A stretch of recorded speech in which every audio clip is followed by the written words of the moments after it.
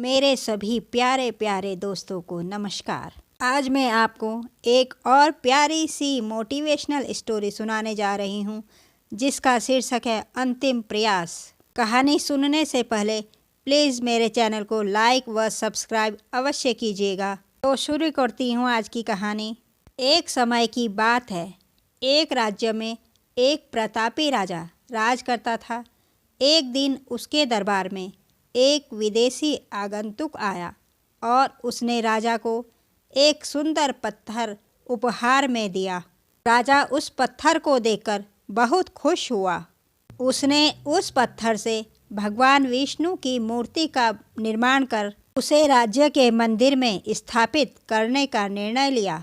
मूर्ति निर्माण का कार्य राज्य के महामंत्री को सौंप दिया गया।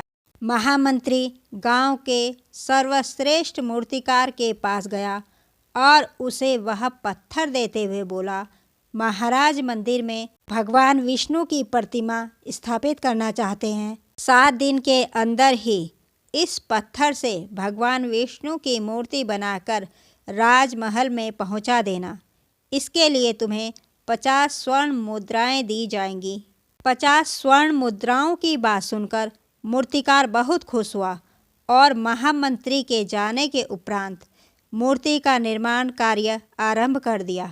अपने सारे औजारों में से उसने सबसे पहले हथौड़ा लिया और पत्थर तोड़ने के लिए उस पर हथौड़े से वार करने लगा, किंतु पत्थर जस का तस रहा।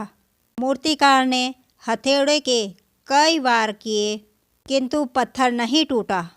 50 बार प्रयास करने के उपरांत मूर्तिकार ने जब अंतिम बार प्रयास करने के उद्देश्य से हथौड़ा ऊपर उठाया, किंतु यह सोचकर हथौड़े पर प्रहार करने से पहले ही उसने अपना हाथ खींच लिया कि जब 50 बार वार करने से पत्थर नहीं टूटा तो अब क्या टूटेगा। वह पत्थर लेकर वापस महामंत्री के पास चला गया और उसे यह कहकर वापस कर दिया कि इस पत्थर को तोड़ना नामुमकिन है, इसलिए इससे भगवान विष्णु की मूर्ति नहीं बनाई जा सकती। लेकिन महामंत्री को तो राजा का आदेश हर स्थिति में पूर्ण करना था, इसलिए वह दोबारा उस पत्थर को लेकर गांव के एक साधारण मूर्तिकार के पास गया और उसे भगवान विष्णु की मूर्ति बनाने के लिए कहा। मूर्तिकार ने महामंत्री के सामने ही उस पर हथौड़े से प्रहार किया और वह पत्थर एक बार में ही टूट गया।